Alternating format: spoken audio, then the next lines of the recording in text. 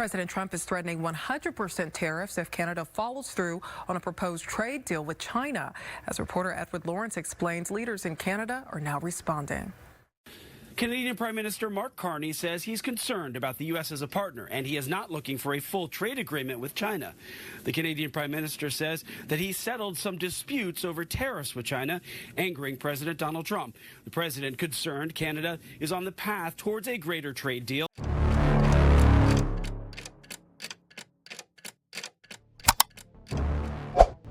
최근 몇 가지 전개는 역사적으로 동맹을 맺어온 국가들 간의 경제적 상호의존 논리에 미묘한 변화를 드러냈다. 2026년 1월 16일 미국 상원국제무역위원회 비공개 회의가 긴급 소집되었다. 공식 안건은 양자간 무역망에서 최근 발생한 관세 편차에 대한 규범적 대응이었다. 그러나 논의된 내용은 제목의 기술적 성격을 넘어섰다. 상공회의소 대표, 농무부 지역 대표, 무역정책실 분석관들은 이미 가시적인 효과를 내고 있는 움직임을 보여주는 보고서를 들고 참석했다. 사실은 분명했다. 캐나다는 관세 영향을 받는 분야뿐만 아니라 이전에는 상호 의존성이 확고한 것으로 여겨졌던 분야에서도 미국산 수입품 대체를 위한 체계적인 과정을 시작했던 것이다. 이 사건의 영향은 당시 회의실 안에서만 머물지 않았다. 논의된 문서 중에는 업데이트된 물류 지도 세트가 포함되어 있었는데 이는 공급 경로의 변경을 보여주며 유럽을 통한 새로운 진입점과 동남아시아 파트너들과의 예상치 못한 무역량 증가를 나타냈다. 이 데이터에는 몬트리올, 캘거리, 밴쿠버에 있는 미국 영사관에서 보낸 외교 공문이 첨부되어 있었는데 이는 더 이상 일시적인 반응으로 해석될 수 없는 캐나다 기업들의 행동 패턴을 지적하고 있었다. 내부 메모에서 가장 자주 등장한 용어는 전략적 재조정이었으며 그 의미는 숫자로 구체화되기 시작했다. 농업기계 부문에서는 미국 기업들과의 기존 계약이 중단되거나 독일 및 한국 공급업체로 전환되었다. 가공식품 부문에서는 캐나다 유통망들이 3개월 동안 미국산 제품 수입이 최대 30% 감소했다고 보고했다. 이 움직임은 상업 영역에 국한되지 않았다. 동시에 20개 이상의 국경도시 시의회들이 미국 의회에 공동 서한을 보내 지역 경제에 미치는 직접적인 영향을 보고했다. 미시간주 소트 세인트 마리에서는 상인들이 캐나다 측의 단골 고객들이 자국주에서 우선적으로 소비하기 시작하면서 손실을 보고 있다고 전했다. 뉴욕주 플래츠버그에서는 호텔과 레스토랑들이 캐나다인 관광객 관련 예약이 27% 감소했다고 밝혔다. 버펄로에서는 소매업체들이 온타리오주 구매자들이 이전에 찾던 제품 판매가 크게 줄었다고 지적했다. 시장들은 신중한 표현으로 수십 년에 걸쳐 구축된 이웃 경제의 점진적 붕괴를 시사했다. 단절은 서서히 진행되고 있었다. 연방정부 집행부 내에서는 여전히 동일한 논조가 유지되었다. 행정부 대변인들은 현행 관세 정책이 합법적인 경제재편 전략의 일환임을 재차 강조했다. 공식 발언은 여전히 산업적 회복 탄력성과 전략적 자율성이라는 개념에 중점을 두었다. 그러나 국가경제위원회의 내부 보고서는 이미 행정부와 동조하던 부문들로부터의 압박이 가해지고 있음을 시사했다.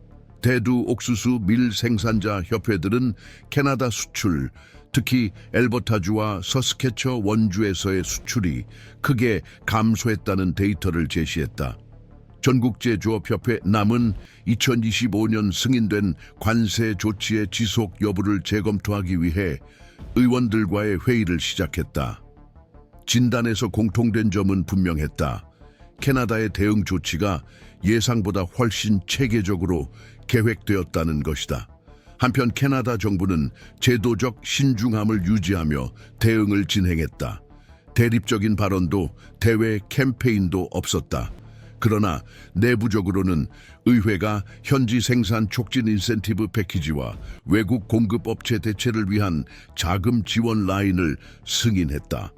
토론토 상공회의소는 국산 제품 우선 구매 플랫폼을 출시했다. 위니펙과 레지나 같은 도시의 소규모 슈퍼마켓 체인들은 진열대에 인증된 캐나다 제품 라벨을 부착하기 시작했다. 온타리오 주에서는 가구 협동조합이 국내 소비 촉진 지역 캠페인 이후 매출이 38% 증가했다고 보고했다. 이는 보복이 아니었다. 위기 상황에서 보기 드문 공공정책과 정치적 합의에 기반한 의도적인 방향 전환이었다. 이러한 전환의 가장 뚜렷한 신호는 캐나다 하원 무역관계 소위원회 회의에서 나타났다. 생중계된 회의에서 한 위원은 북대서양 항만 인프라 투자 증가로 캐나다가 새로운 유럽 시장과 연결된다는 자료를 제시했다. 그는 발언에서 캐나다의 경제 안정성이 주요 무역 파트너의 정치적 예측 가능성에 의존해서는 안 된다고 재차 강조했다.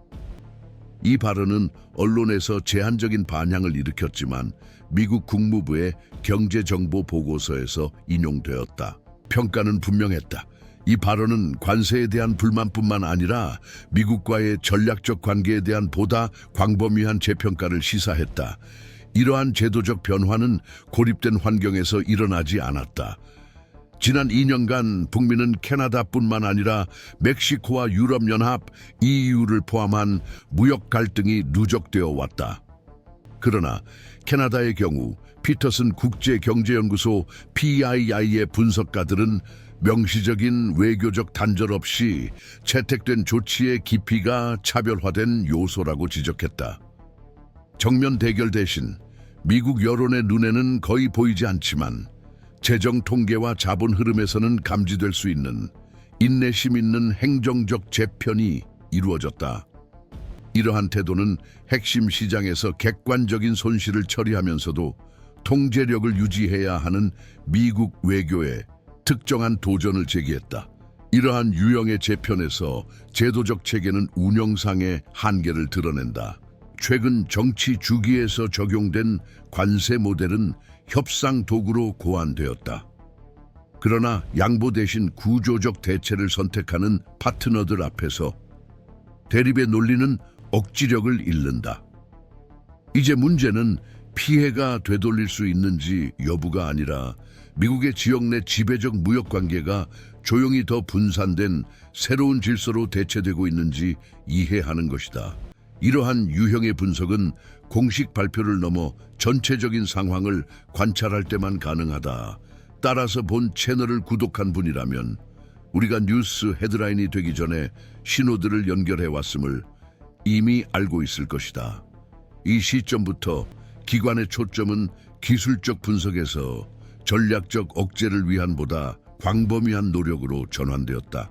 국무부는 캐나다와 관련된 신흥 무역 협정에 대한 모니터링 지침을 담은 기밀 공문을 북미 지역 대사관들에 발송하기 시작했다.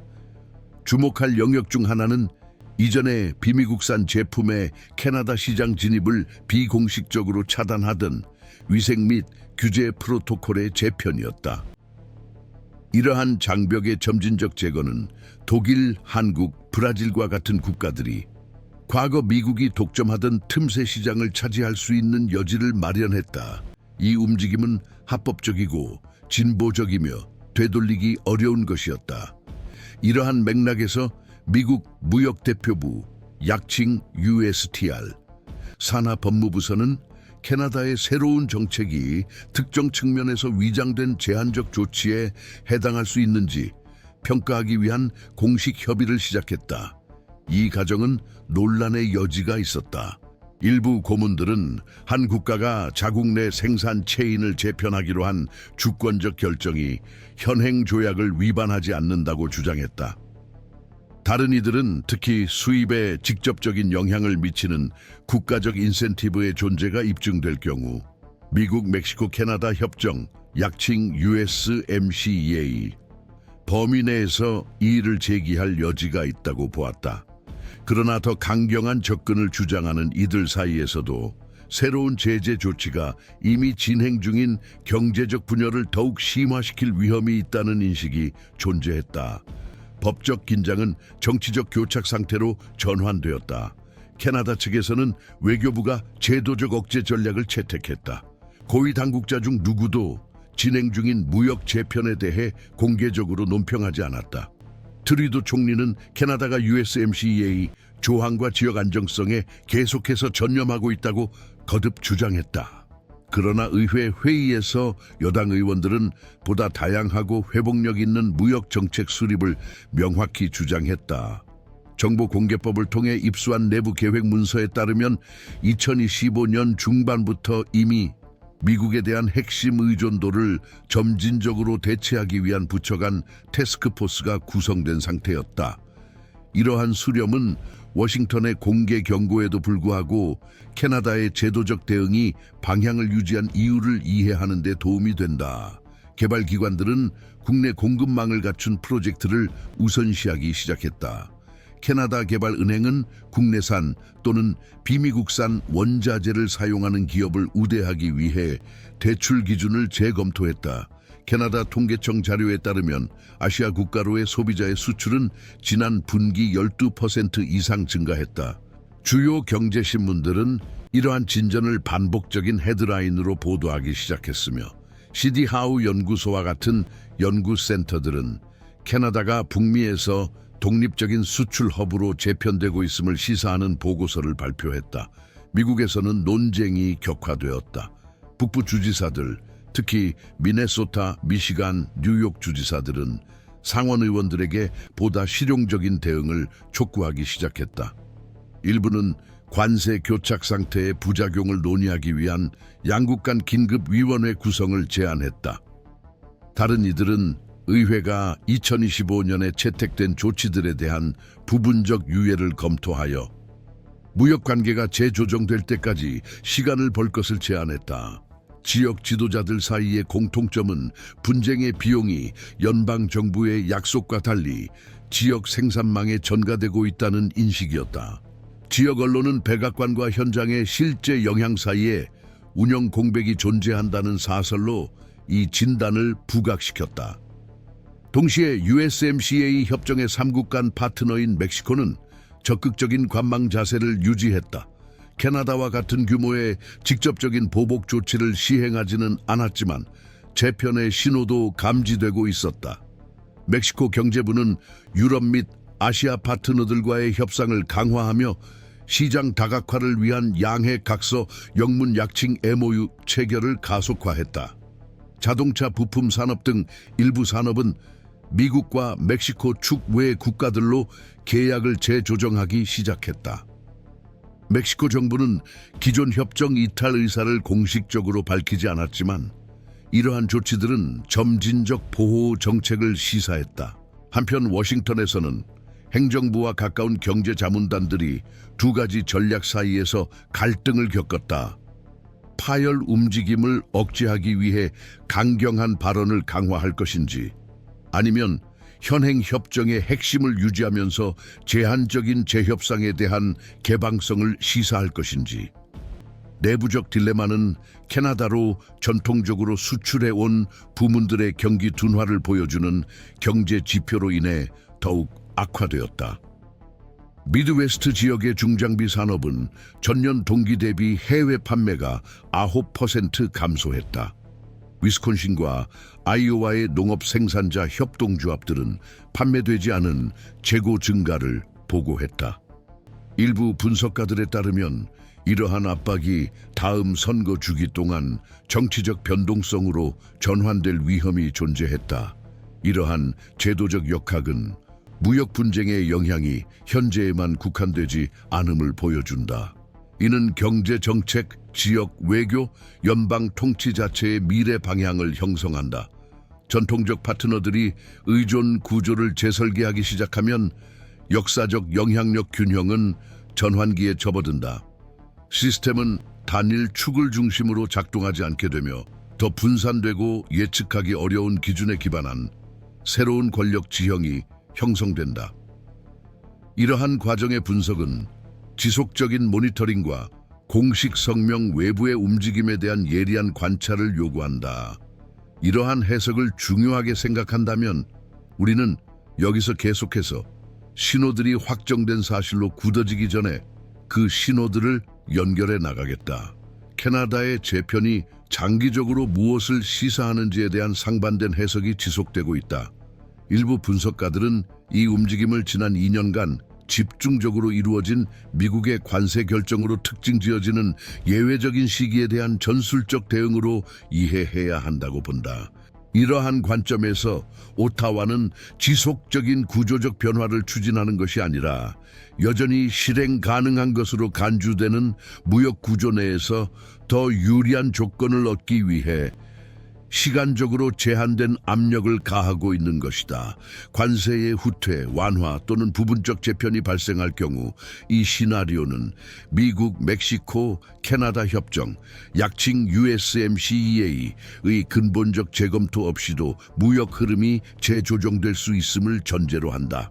핵심 농어는 반세기 이상 구축된 경제 간 상호 의존성이 일시적 분쟁에는 저항할 수 있다는 점으로 비록 격렬한 마찰과 일시적 손실을 초래할지라도 그렇다는 것이다.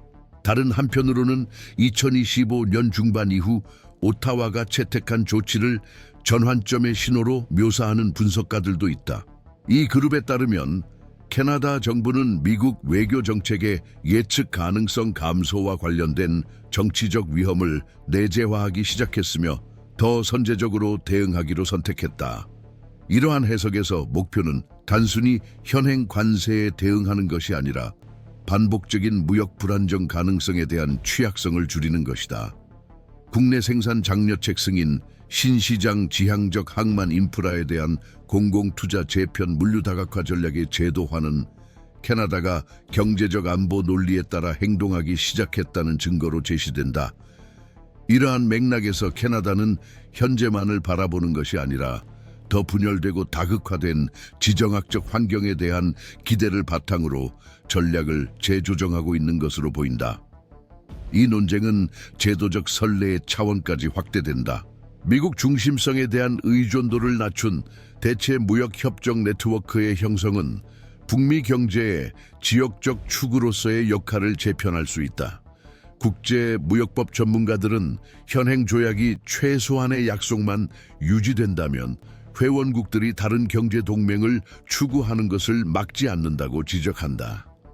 그러나 특히 캐나다와 같은 역사적 동맹국이 이러한 행동의 여지를 빈번하고 체계적으로 활용하는 것은 현행 제도적 모델의 회복력에 의문을 제기한다. 문제는 미국, 멕시코, 캐나다 협정, USMCA 이 계속해서 기준 구조로 남을 것인지 아니면 북미 경제 협력의 여러 가능성 중 하나의 플랫폼으로 기능하게 될 것인지로 옮겨간다. 미국 내부에서도 이 주제는 해석을 둘러싼 논쟁을 부각시키고 있다. 일부 정치 및 기업계는 캐나다의 재포지셔닝을 현행 관세 정책의 간접적 비용에 대한 경고로 읽어야 한다고 주장한다. 이들에게 가장 효과적인 대응은 캐나다 공급업체와 연계된 국내 생산망에 미치는 영향을 고려하여 관세를 재평가하는 것이다. 1월 전국산업연맹, 영문 명칭 내셔널 페더레이션 오브 인더스트리은 캐나다의 후퇴로 영향을 받는 부문에서 관세를 일시적으로 중단해야 한다는 내용의 기술 보고서를 발표했다. 반대로 보호주의 성향이 강한 부문들은 어떠한 후퇴 신호도 전략적 취약성으로 해석될 수 있으며 일방적 조치가 큰 비용을 초래하지 않는다는 인식을 강화할 뿐이라고 주장한다. 이러한 긴장은 내부 분열을 더욱 선명하게 드러내고 있다. 해안주와 수출 의존도가 높은 개방경제 지역 의원들은 협상과 예측 가능성 안정을 촉구하는 반면 보호산업계와 연계된 다른 의원들은 현행 조치를 지지하고 있다. 그 결과 의사결정은 마비된 상태다. 행정부는 강경한 입장을 유지하기 위해 변화 신호를 피하는 반면 입법부 일부는 더 심각한 내부적 영향을 억제할 대안을 모색 중이다.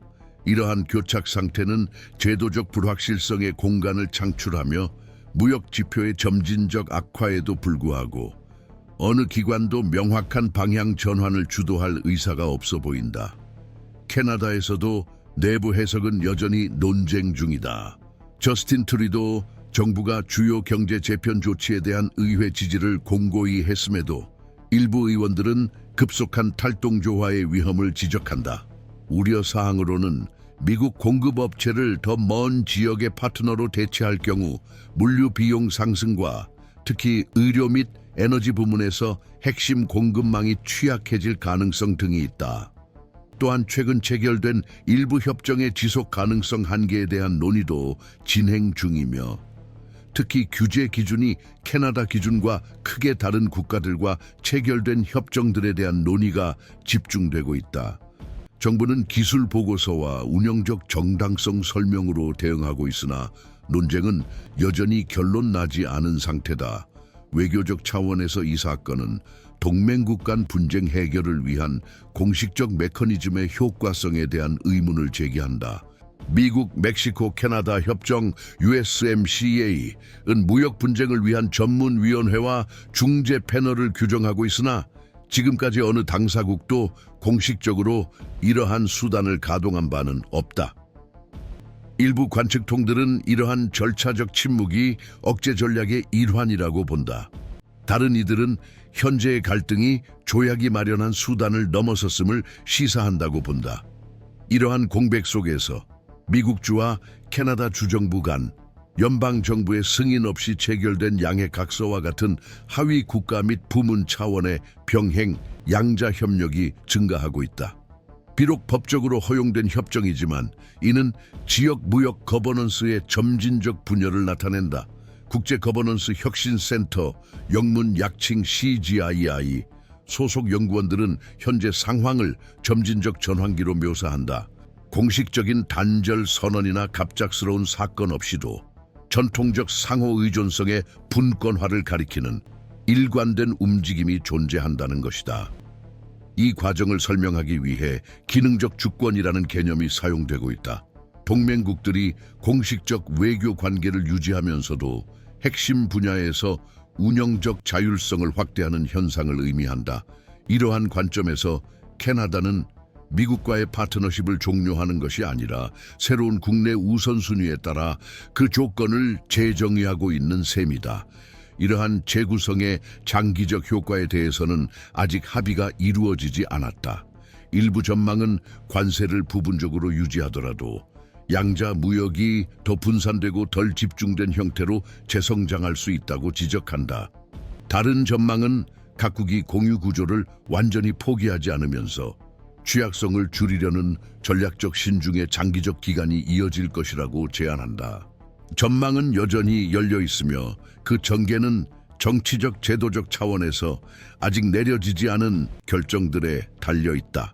미국 경제의 구조적 차원을 관찰하는 이들에게는 이러한 움직임들이 에너지, 식량 안보, 지역 외교, 재산업화 등 더 광범위한 주제들과 어떻게 연결되는지 주목하는 것이 필수적이다. 이러한 유형의 분석은 지속성, 점진적인 신호에 대한 주의, 그리고 즉각적인 주기 너머를 바라볼 의지를 요구한다. 바로 이 때문에 경제정책의 가장 깊은 층위가 재편되는 동안 이를 연결하며 추적하는 것이 여전히 필요하다.